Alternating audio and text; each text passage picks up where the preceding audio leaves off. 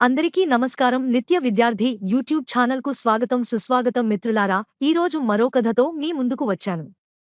కథ పేరు దుష్టులకు దూరంగా. ఒకరోజు చిన్న గొర్రెపిల్ల ఒకటి దాహం తీర్చుకోవడానికి అడవిలో ఉన్న ఓ కాలువ దగ్గరకు వెళ్ళింది. ఆ అడవిలోని క్రూర మృగాలు కూడా దాహం తీర్చుకోవడానికి ఆ కాలువ దగ్గరకే వస్తుంటాయి.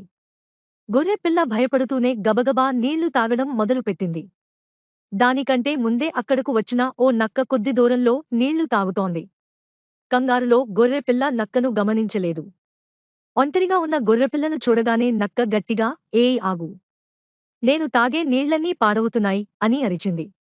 అయ్యో నక్కమామా! నీళ్లు నీ వైపు నుంచే ఇటుపక్కకు పారుతున్నాయి. నువ్వు తాగే నీళ్లు నేనెలా పాడు చేస్తాను అని అమాయకంగా అంది గొర్రెపిల్ల. ఆ మాటలు నిజమే. కాని అది ఒప్పుకోవడానికి నక్క సిద్ధంగా లేదు. నాతో వాదించడానికి నీకు ఎంత ధైర్యం? ఓహో ఏడాది కిందట నాతో గొడవ పెట్టుకున్న గొర్రె పిల్లవు నువ్వే కదూ? లేదు నక్కమామా. అప్పటికి నేనసలు పుట్టలేదు అని చెప్పింది గొర్రెపిల్ల. ఆ మాటలతో నక్కకి పట్టలేనంత కోపం వచ్చింది. అయితే నాతో గొడవ పడింది మీ అమ్మ అన్నమాట. మరి అప్పుడు నువ్వు కడుపులోనే కదా ఉన్నావు. కాబట్టి మీ అమ్మ గొడవ పడితే నువ్వూ పడినట్లే. అందుకే నీకూ శిక్ష పడాలి అంటూ ఒక్కసారిగా ఆ గొర్రెపిల్ల పైకి దూకింది నక్క.